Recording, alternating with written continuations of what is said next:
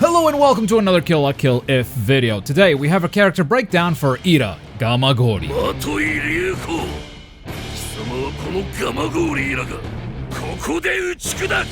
Gamagoori is one of the most unique characters in Kill La Kill If. He's got no ranged attacks. Instead, he envelops himself in a cocoon where he hits himself with a whip. This is his gimmick. He deals damage to himself to charge his damage gauge, which is a unique meter that no other character has.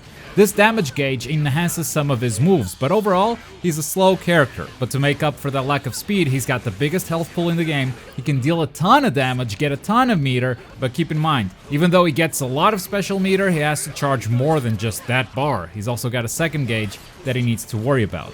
But let's start simple with his normal attacks. All of his attacks are very slow if his damage gauge is at 0. In fact, all he does is this lame punch that doesn't even combo.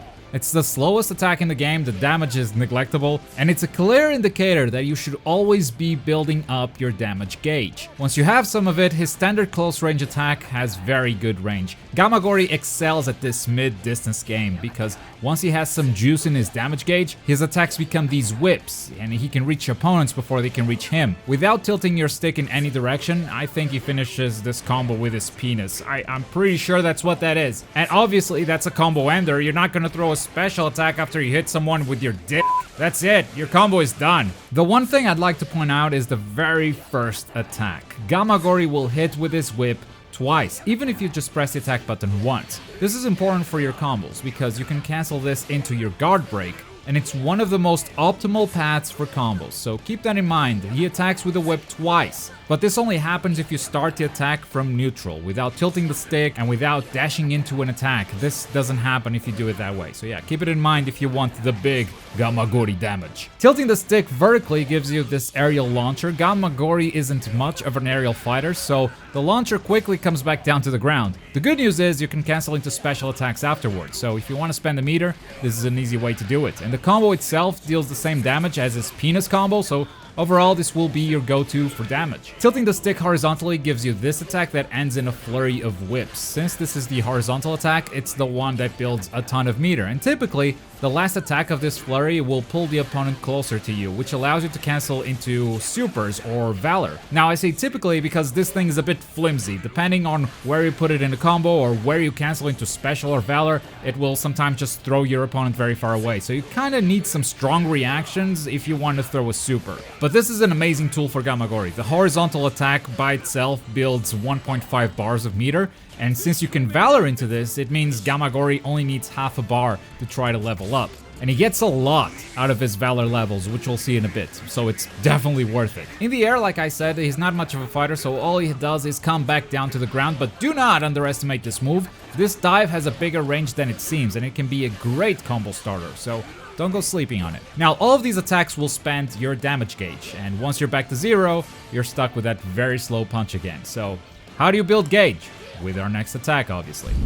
Moving on to his ranged attacks, he has none. Instead, Gamagoori equips his Shackle Regalia and starts whipping himself, which deals self-damage and fills up the damage gauge meter. There are a lot of details to this mode, this stance, this outfit, suit, whatever you want to call it. There are several ways to activate it and several things you can do once it's active. So first, how do you activate the Shackle Regalia? You can actually do it in 5 different ways. The first one is to simply hit the long range attack button. Gamagoori will whip himself, which deals self-damage and gains a bit of damage gauge. The second one is to put this attack in a combo. Typically, Gamagoori will activate the Shackle Regalia while jumping forward, which damages the enemy a bit. With this attack, he'll build a little bit of damage gauge without inflicting self-damage, and he'll also be ready to build up even more damage gauge because now the Shackle Regalia is active. Similarly, if you want to use this while in the air, Gamagoori will hit the opponent as he comes down and equip his Shackle Regalia. And the other 2 ways you have to activate this are a bit more defensive. First, if you hold down the block button and press the longer range attack button,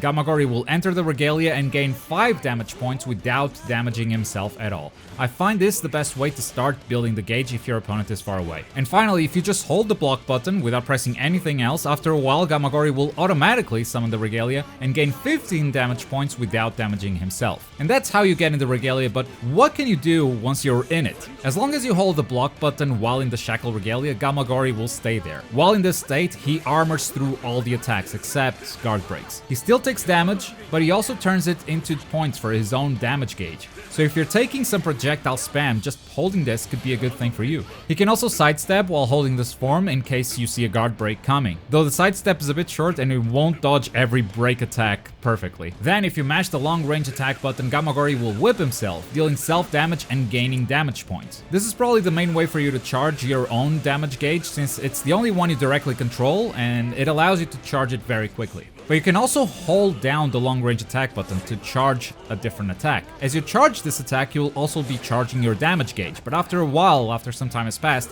or you let go of the button, you'll spend a lot of that gauge to unleash this sort of explosion. If you're close to a wall, this can cause a wall splat. It's one of the few Gamagoori moves that will actually cause a wall splat, and because you're still in the Shackle Regalia, you'll armor through your opponent's attacks before blowing them away. Plus, once you start charging this move, you actually don't have to unleash it. You can cancel it by sidestepping, making it a great way to charge your damage gauge without dealing damage to yourself, although this does charge slower than whipping yourself. And that's about everything you need to know about his Shackle Regalia. It's a bit weird and it takes a while to get used to, but it's the gimmick that makes Gamagoori unique. So if you want to play Gamagoori efficiently, you're gonna need to get used to this. His gauge goes up to 100%, which you can empty very, very fast. So if you don't want to spend the whole match just charging up your damage gauge, I suggest going for 1 Valor as soon as possible, because then his maximum goes from 100% to 300%, giving you a lot more meter to work with.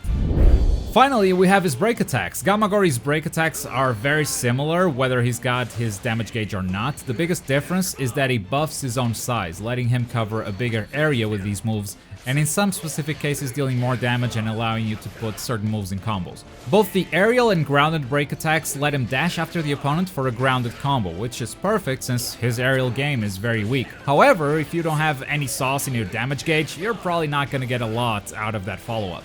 In a combo, his guard break won't give you any follow-up unless you put it right after those first whips of his normal combo. Remember, pressing the attack button once makes Gamagoori throw 2 whips, and if you use your guard break after that, you've got some pretty optimal stuff for combos. You do need to be pretty close to your opponent and you do need some percentage, otherwise the guard break just won't combo. Gamagoori cannot cancel his break attacks with a dash, which, given how slow his attacks are, severely limits his options to open up his opponents, and I think that's the character's greatest flaw. If he's the one attacking, he'll have trouble getting around someone's guard. His break attacks become enhanced once you gain 1 Valor, which is another one of the benefits of getting Valor with Gamagoori. Then we have his dash attacks. Dash into close range attack throws a whip, which has a lot of range, so use it at a mid distance. Dash into long range attack summons his Shackle Regalia, which means this move is armored. You can hit opponents who try to counter your own dash by armoring through their own attacks. And then his dash into break attack is really fast, but the follow-up is an aerial attack, so while it might be a strong tool to open up your opponent, which is one of Gamagoori's greatest flaws, the damage you get from it isn't anything special. Unless you got the meter. In that case, it's 50% health. Jesus, this guy deals damage with very little effort.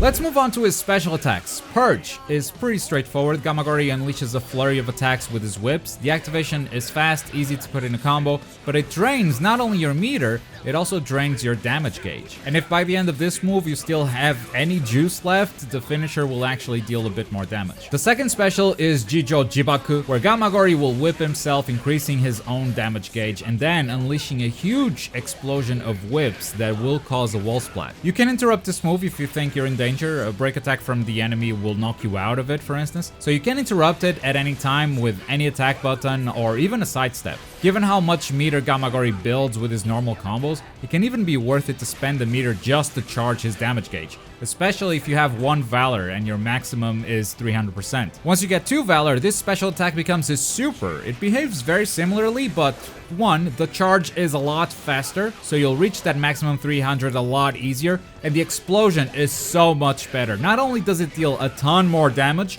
the wall splat you get from it is a lot better too, since it launches the opponent higher, which gives you a chance to follow up with even bigger combos. Finally, his break is quite slow but covers a big area. A circle will appear on the ground, and if the opponent is anywhere near the circle, when Gamagoori lands, they're gonna get hit. The damage dealt from this special attack depends on how much damage gauge Gamagoori has. With 300%, he can deal a crazy amount of damage with this move alone, and since it's armored and unblockable, it can be a safe way to finish off your opponents. But I do recommend using this move only to finish them off, because this move will consume your entire damage gauge. No matter how much you have, you'll be down to 0% once this move ends. So it's a great fight finisher.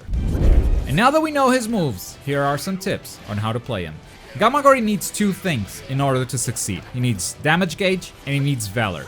Without at least one Valor, I believe this character is considerably weaker than the entire roster. With two Valor, he can kill anyone with very low effort. So that's the kind of character we're talking about. Make Valor your priority. Level 1 gives you the increased damage gauge to 300%, so you don't have to stop and charge your gauge constantly during a fight. You can be a lot more dangerous for a longer period of time. 100% is really low. You can blow through that in a single combo easily, so you definitely want that buff. Valor 1 also buffs your break attacks, so you just deal more damage in general. And after you get that level 1, if you win another Valor event, that will charge 50% of your damage gauge automatically, which is a pretty good incentive for trying to go for Valor 2. Valor 2 will make your long-range special absolutely deadly. The damage it deals and the wall splat it causes makes for absolutely insane combos. Here's the TOD with only 2 bars of meter for a starter. Now, I've said it before, but opponents can just burst out of these touch of death combos, but they're still a good practice tool to understand a character's damage routes better. In fact, Gamagoori can totally pull this off in a match if he baits a Valor burst. He can armor through the burst with his Shackle Regalia, so anytime you hit the long range attack button, that move will armor through their burst. And then the opponent's meter will be locked for long enough for you to pull off this whole thing, so it is possible to land this in a match. Regardless, this combo also helps you practice some Gamagoori tech. First, the whip attack into guard break, which I've said repeatedly, is a very good starter, or at least something you should be putting in a combo after a wall splat. Secondly, it helps you practice his horizontal attack into special attack or Valor. Reading where your opponent is being thrown is essential to pull this off. It's very finicky, but you can read and react where they are going to fly once you get used to it. And I think this is going to be an essential skill for mastering Gamagoori. And third, the way this combo finishes is how you'll be finishing a lot of combos in real matches. Combos that are a lot shorter than this. Take your opponent into the air, come back down into the ground, and special. But since the horizontal attack can be so finicky, if you want a more realistic touch of death, then use this one instead. Though, I'd still recommend practicing the first one, since the horizontal attack into Valor or special attack can be such a strong tool. Now, all of this should be happening only once you have enough Valor. I think one Valor is mandatory, and the second one can be optional, but I still recommend it. So to get Valor, I usually go for one of two routes. If I don't have the meter, I go for the full horizontal combo, which in most situations will build enough meter for me to go into Valor. And this is why we practice that first TOD. But if you already have the meter, then I would go for a very short combo, just 2 attacks into Valor. You reduce the risk of your opponent bursting out of your combo, or the risk of you running out of damage gauge mid-combo. As for building your damage gauge, that's the tricky part about playing this character. If you have 2 bars of special meter, charging up with his special attack can be very worth it, because you'll build those 2 bars back very fast. If you don't have the meter, well, that's when you gotta find every opening you have to build it up. Whip yourself when the opponent is far away, because you can armor through most of this game's projectiles, and the ones you can't, you can sidestep them. And when they're not far away, I mean, you can activate your Regalia and armor through their stuff, but if they go for guard breaks, then you're gonna need to dodge to jump around. And this dodge isn't very reliable, but it can be done. Just jumping around in general can be scary for an opponent, because at any time you can burst out of the Regalia and punish them. And if you still want to build more meter, I would recommend punishing them with your penis attack, which will blow them very far away, which will give you more time to whip yourself. Take that sentence out of context. And that's Gamagoori's game plan. He doesn't have a lot of mix-up, so he baits the opponent by whipping himself. If you're playing against someone who knows anything about Gamagoori, they know that he gets more dangerous the more that percentage goes up, and they're gonna want to interrupt it. It's up to you to read how they're gonna do it and avoid it, either by sidestepping or charging up that long-range attack. That's how you open up your opponent with Gamagoori. It's hard to take the initiative with this character, so he can be scary to play because you're reacting to where your opponent is doing. But once he gets that percentage up, his range and damage are amongst the scariest in the entire game.